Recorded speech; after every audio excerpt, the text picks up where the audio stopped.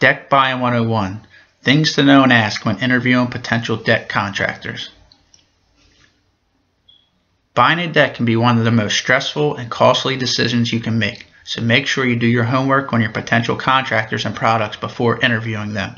We will start with the steps you should go through to narrow down a candidate pool to 3 or 4 good contractors.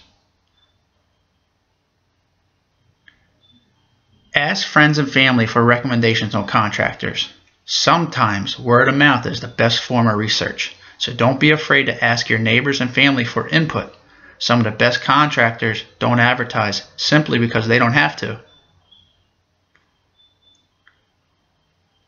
Check the state licensing authorities. In Maryland, all contractors must be licensed by the Maryland Home Improvement Commission, or we call it the MHIC, but other states require contractors to register and take a test to verify they are technically capable to be a contractor. Check review sites like Angie's List, Yelp, and the Yellow Pages online.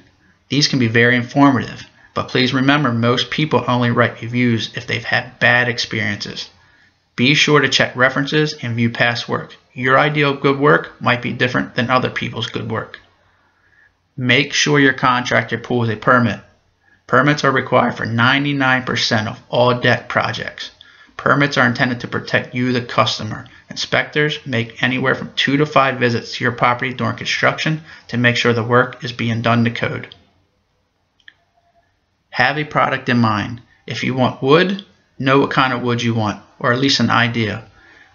There's many different kinds of woods. There's pressure treated, cedar, ipe, and many other exotic woods. Or if you want composite decking, hang around and we'll talk about that in a minute. Wood has advantages and disadvantages. The major advantage is price. A typical pressure treated deck is going to be your cheapest option out of all the different woods and composite materials. A pressure treated deck can start as low as $13 a square foot. One of the biggest disadvantages to wood is maintenance. Wood decks need to be cleaned and treated regularly. Wood is also prone to twisting, splitting, discoloration, and rot. If you are one of those people who pay somebody to do everything and you know who you are, then a composite deck is the way to go. Composite decks come in many shapes and forms. They provide a very low maintenance solution but cost a little more up front. This cost is often offset if you plan on staying in your house for more than 10 years. Composite decks typically start around $27 a square foot and go up.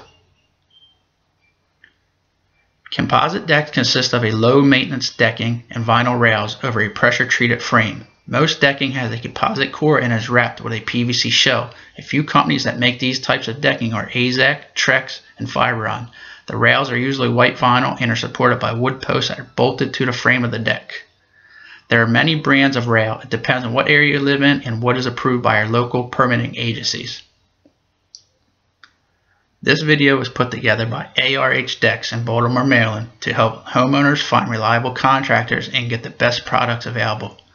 Take it from me, I have heard many horror stories from homeowners who were taken advantage of simply because they did not do their homework. Please feel free to contact me